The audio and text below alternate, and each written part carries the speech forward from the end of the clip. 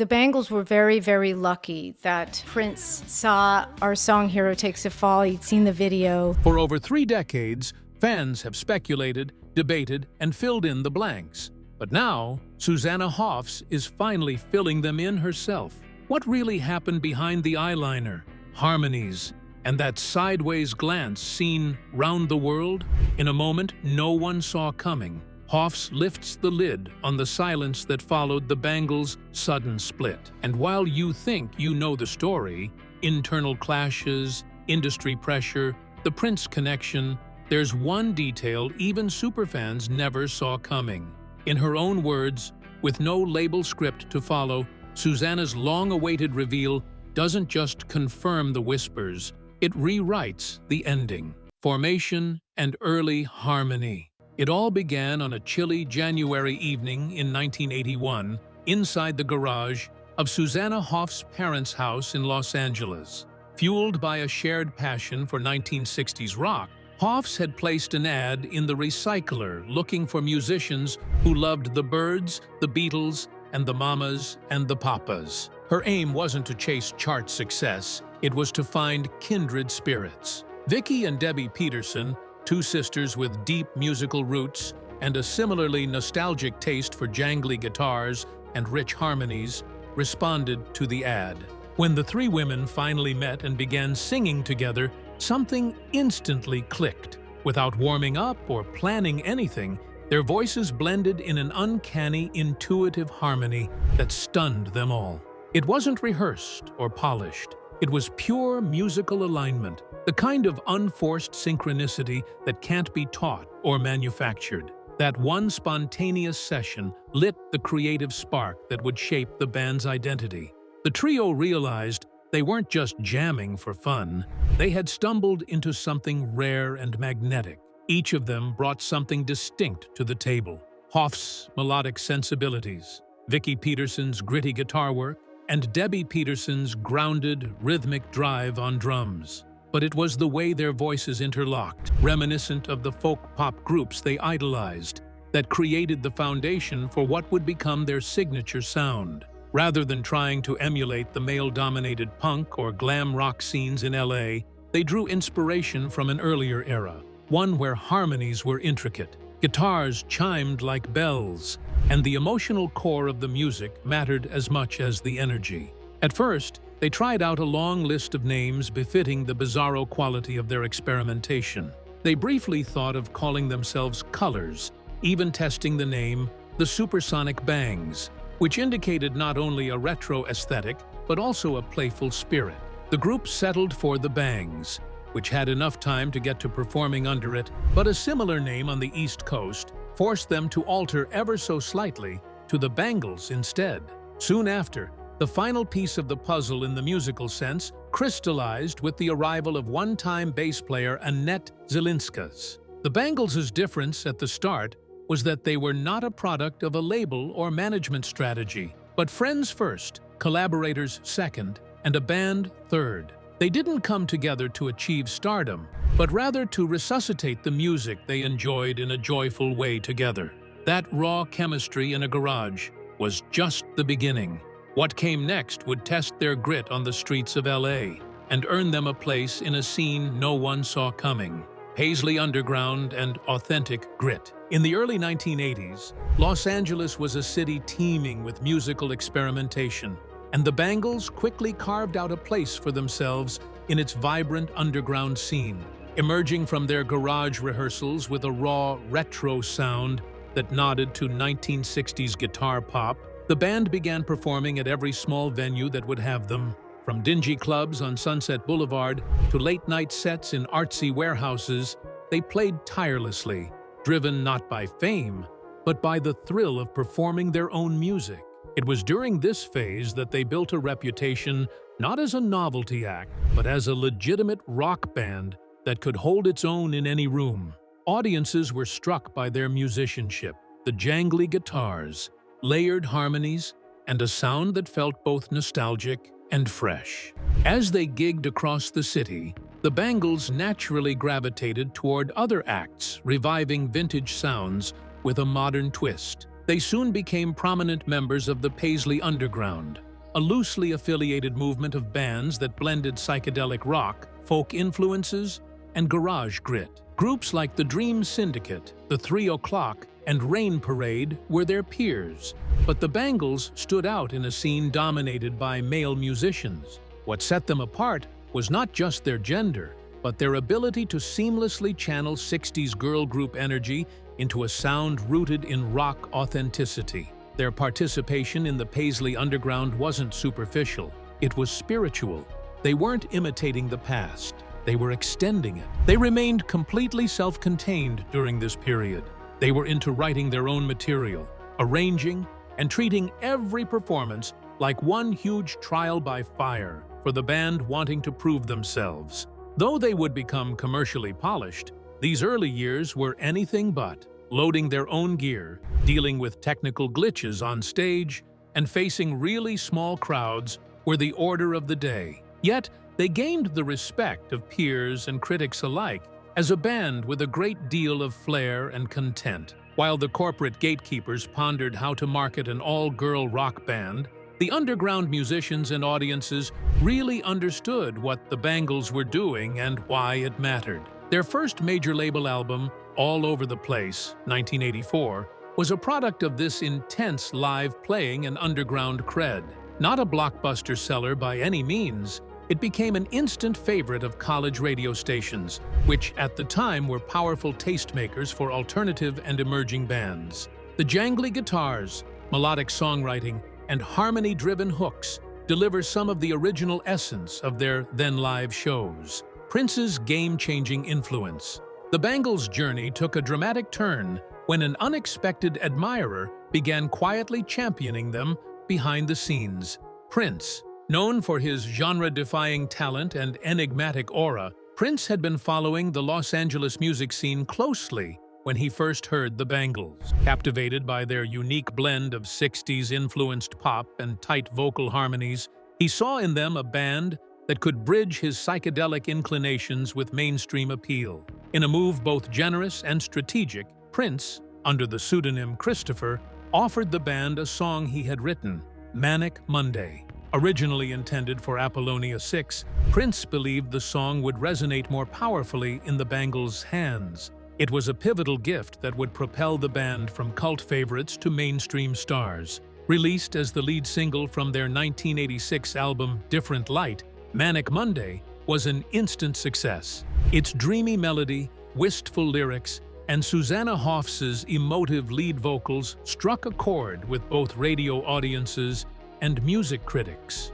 The track soared to number 2 on the Billboard Hot 100, second only to Prince's own Kiss at the time, a poetic twist that emphasized just how much influence he had over the pop landscape that year. But Manic Monday was only the beginning. Different Light featured a string of hits that showcased the band's versatility, combining jangly power pop with shimmering ballads and more rhythm-driven tracks, all anchored by their signature harmonies and tight musicianship. The Bangles became unavoidable cultural fixtures thanks to the success of Different Light. Their music videos were heavily rotated on the MTV platform, which increased their visibility to a wider audience. Bright colors, expressive performances, and stylish aesthetics helped the band carve out a visual identity complementing the changes in sound. The album went triple platinum in the US, and not only placed the Bangles among 4 stars in the girls' band territory,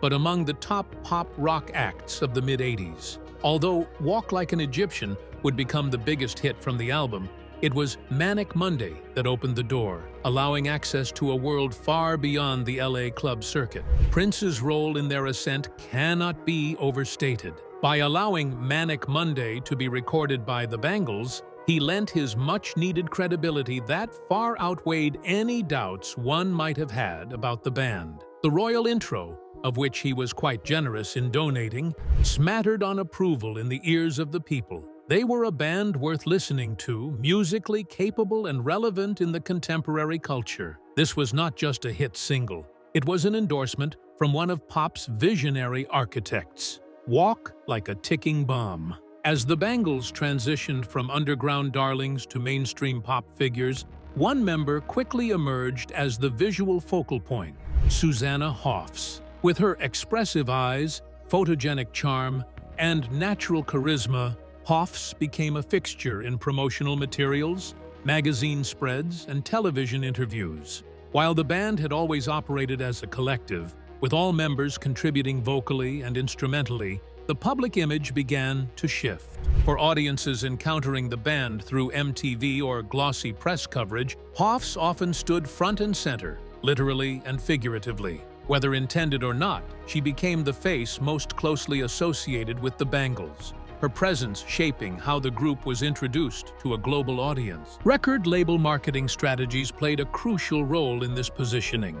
Recognizing Hoffs' camera presence and broad appeal, executives often placed her at the forefront of album artwork, advertisements, and media appearances. Photo shoots would sometimes subtly, or not so subtly, emphasize her over the rest of the band, even if all four members had equal creative input. This wasn't unusual for the era, where labels often pushed one figure to represent the whole in an effort to boost marketability.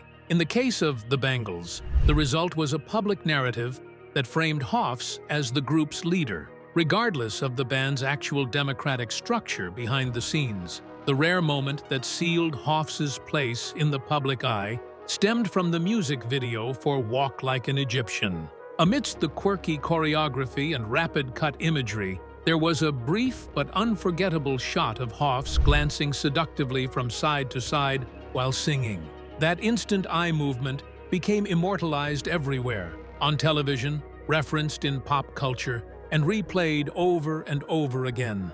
It represented her innate gift for stealing the limelight, despite the even distribution of talent in her band. It was not meant for stardom, whatever it was. It encapsulated in a millisecond her undeniable charisma. As the visibility of the band grew, so too did the narrative that Hoffs was the star of the Bangles. This led the media to regularly pick and choose Hoffs for interviews, profiles, and cover features. The music press called her name and put her face first to further press this claim that she was the one driving the whole thing. The fans of the band had always known that all four members had made significant contributions to the writing and the singing. The casual listener, however, was influenced largely by images from music videos and by the mainstream media scene Hoffs as the lone one. This image honed by the industry and bolstered by the media. Inside the implosion.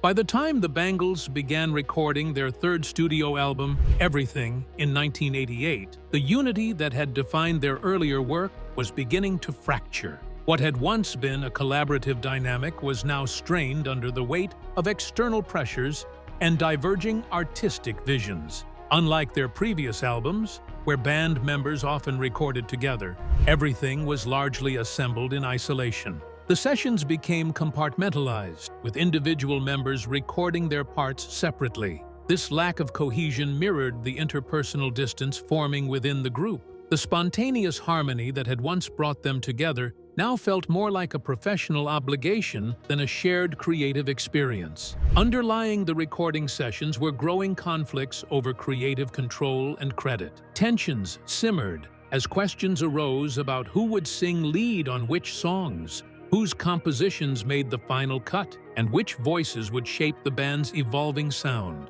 Though all four members were songwriters and capable vocalists, decisions began to reflect industry pressures rather than internal consensus. Disagreements over musical direction, notably whether to continue in a polished pop vein or return to their rawer, garage-influenced roots, created further division. What had once been a strength of the band, its democratic approach, had started to falter under commercial expectations. For Susanna Hoffs and Michael Steele, managers and label representatives were quietly offering solo deals, complicating the scenario even further. These offers, seen by the rest of the band, told the band that the industry was already preparing for potential exits and perhaps looking at the band as a vehicle to launch individual stars rather than a long-term commitment. The extra troublesome fact that certain members were being courted for solo success only worsened existing distrust and resentment. In these circumstances,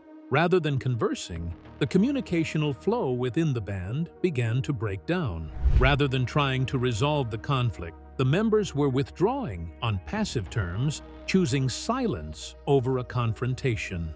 It was not imploding in a dramatic fashion. It was simply unraveling. This break of emotional connection came with significant emotional retribution. They were just tired after endless tours, recording, and performing. Their magnificent friendship, which once saw them through the grueling schedules, had faded to isolation and fatigue. Everything was filled with hits like Eternal Flame and In Your Room, but the band could hardly function when everything hit the streets. There was no spirit to plan a full-scale international tour. The Bangles simply faded out in 1989 with no formal declarations or scene rivalries. There was no dramatic uproar over a scene of events. Rather, it was a quiet choking to death, slowly, from a combination of artistic differences, quiet fatigue, and that apathy fame so lovingly cushions. Just when the silence seemed permanent, a long-awaited book cracked open the past and revealed just how differently each story had been remembered, reopening old wounds. In 2025, the release of Eternal Flame, the story of the Bangles, authored by music historian Jennifer Otter Bickerdike, brought the band's history into sharp, unfiltered focus. Rather than offering a sanitized retelling of their rise and fall, the memoir presented a deeply personal, often conflicting tapestry of memories from the members who chose to participate. Susanna Hoffs, Vicki Peterson, and Debbie Peterson each reflected on their journey with striking honesty, revisiting the years of both creative highs and quiet turmoil. What emerged wasn't a single narrative, but multiple perspectives, each shaped by individual experiences, emotional distances, and how time had reframed what they once lived through together. A major revelation throughout the memoir was the sheer intensity of pressure the band endured from the industry, particularly during their transition from indie success to global pop visibility. The members spoke candidly about how grueling tour schedules, abrupt creative demands, and outside interference from producers and label executives left them depleted and overwhelmed. Far from glamorizing the era, the book underscored the toll exacted by a system that demanded constant output, reinvention, and public polish, often with little room for rest or emotional processing. These insights shed new light on how the band's interpersonal tensions were exacerbated by forces beyond their control. Another fascinating element of Eternal Flame was its observation of conflicting memories, how the band members recounted the same events in utterly divergent ways. Be it the making of a certain song, blows to the back of the mind from an important conversation, or the vibe in the studio, Hoffs and the Peterson sisters were always at odds, albeit not in a malicious way, reflecting how personal narratives shift over time. The gaps in memory did not weaken the unity of the book, they gave it a soul. Bickerdike accepted such ambiguity and thus allowed the memoir to serve double duty, telling both a history of the band and a meditation on the subjectivity and elusiveness of truth in enduring creative partnerships. What makes the memoir so poignant is the way it refocuses important moments with the perspective of hindsight. The band members are no longer defensive and in denial, but rather they speak with a tone tinged with acceptance and regret. They recognize that there were some missed opportunities to communicate, to cooperate, and to allow each other breathing space for personal growth. The book does not pretend to rewrite history. Rather, it attempts to understand it, warts and all. In doing so,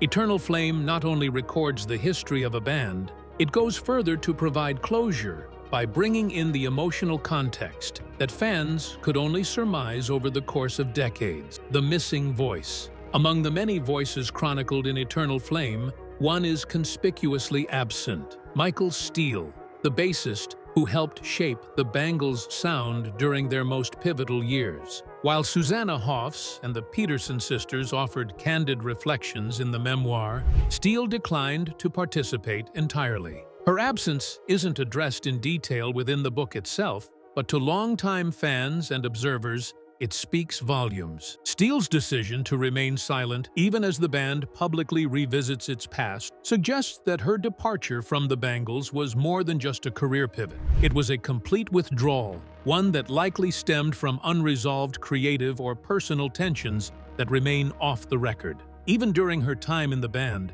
Steele often projected a more introspective, independent persona. She was not part of the original lineup, but joined just as the band was preparing to transition into the mainstream spotlight. With a background that included early involvement in The Runaways, Steele brought a rock credibility and technical precision that grounded the Bangles musically. Yet as the band grew more commercial, there were hints that she felt creatively sidelined. She was known to favor more introspective, complex arrangements, evident in tracks like Following and Complicated Girl, which she both wrote and sang. These contributions stood apart stylistically from the band's pop-forward hits, offering a glimpse into Steele's deeper musical instincts. As time went by, the differences in creativity seemed to widen. By the late 1980s, when the Bangles got into chart-friendly production, Steele's role seemed to become more peripheral. She was said to clash with a producer and resist what she saw as formulaic decision-making. Post the disbandment of the group in 1989, Steele quit not just the band, but also almost disappeared from the public eye. She was part of the reunion that took place in the late 1990s and early 2000s, but later on quit from the effort, citing philosophical differences and a personal lack of interest in continuing with the group under its direction. Since then, she has remained all but unreachable and opted out of interviews, retrospectives, and now the definitive memoir about the band. In an interesting way, Steele's continued silence adds an emotional element to the entire history of the Bangles. While Hoffs and the Petersons have graced everyone with more music and media, a part of the story remains untold due to Steele's absence. Yet, in a sense, that silence communicates just as much as might any interview. That underscores the fact that no matter how wonderful a creative partnership might be, it can shatter into irreparable fragments. Her not returning to the past reiterates this conception that, among some artists, walking away does not mean just putting a period at the end of a sentence. It becomes a full stop, a boundary that prevails even decades later. Rivalries, sexism, and shifting narratives. Since the height of their fame in the 1980s, the Bangles have often found themselves cast in the media's favorite recurring narrative, rivalry. Chief among these comparisons was the ongoing juxtaposition with the Go-Go's, another all-female band who had broken into mainstream success just a few years earlier.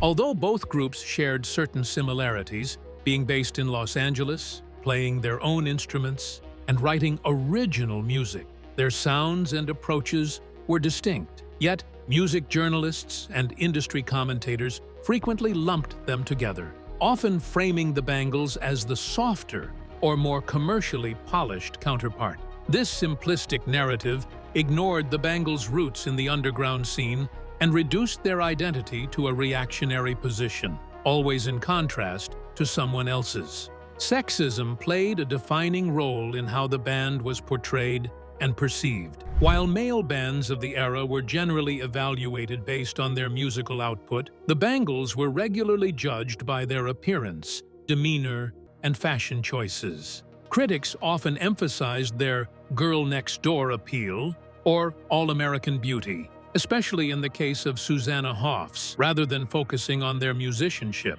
The expectation wasn't just that they perform, it was that they perform femininity in a way that was accessible and non-threatening. This double standard created a situation where their legitimacy as artists was constantly questioned, despite their technical abilities and songwriting credentials being equal to or greater than many of their male peers. A band's external appearance has frequently surpassed the emphasis on their sound in media. Album reviews and interviews have talked about their style, haircuts, and clothing, while song structure has lost out to lyrical themes. The difference goes beyond the skin-deep exterior. It challenges the public and industry standings within which the same band would be ranked among its contemporaries. although other jangle pop and Paisley underground acts, including the Dream Syndicate or Rain Parade, were praised for their artistry, their Bangles were dismissed too often as pop products. While they continued to prove victorious in making and performing beautiful music, The View experienced extreme resistance. They were image more than substance, a charge rarely leveled at their male peers. In 2025, things like the retrospective done by Mojo on the Different Light album brought some of these old tropes back to life, once more placing the band within a certain box regarding beauty and celebrity appeal. While some writers recognize the Bangles' contribution to pop rock, others seem to repeat tired comparisons between the Go-Go's and speculated on personal relationships rather than the music. This new spate of reductive commentary shows how deeply entrenched certain biases are in music journalism. Despite a few decades of dialogue regarding gender and artistry, the legacy of the Bangles continues to be dealt with through the lens of outdated stereotypes rather than through the strength of their music, fighting for artistic credibility. Throughout their career, the Bangles often faced skepticism from critics who questioned their artistic authenticity, labeling them as a manufactured pop act. These perceptions largely stemmed from their clean production style and radio-friendly hits, especially during the height of their commercial success in the mid-1980s. Detractors claimed the band had been crafted by the record label for mainstream appeal, an accusation frequently levied at successful female artists. Despite having deep roots in the LA underground scene and connections to the Paisley Underground, the Bangles were frequently judged by the polish of their later work, rather than the substance behind it. This manufactured image ignored the fact that they had been performing and developing their sound independently long before landing a major label deal. A large part of this misconception was tied to the band's association with Prince. His gift of Manic Monday was pivotal to their breakthrough, but it also fed the narrative that their success was owed more to outside forces than their own creative efforts. As their popularity grew, the involvement of professional producers and session technicians in the studio further skewed public perception. Some assumed the Bangles were merely a vehicle for glossy pop packaging, losing sight of the reality that each member was an accomplished musician and songwriter. The presence of a high-profile contributor like Prince added prestige, but also unintentionally muddied the waters regarding the band's authorship of their sound. As a fact, the Bangles have always been a fully functional musical unit to write most of their material, as every band member was responsible for not only the lyrics, but also the melodies, harmonies, and arrangements. The blend of vocals hallmark of their identity not achieved through studio manipulation, rather long-time live practice and intuitive musicianship. The voice of guitarist Vicki Peterson's songwriting and lead lines, Debbie Peterson's firm drumming and harmonies, and Michael Steele's rich and textured bass work and solo turns all combine to produce a very layered, unique sound.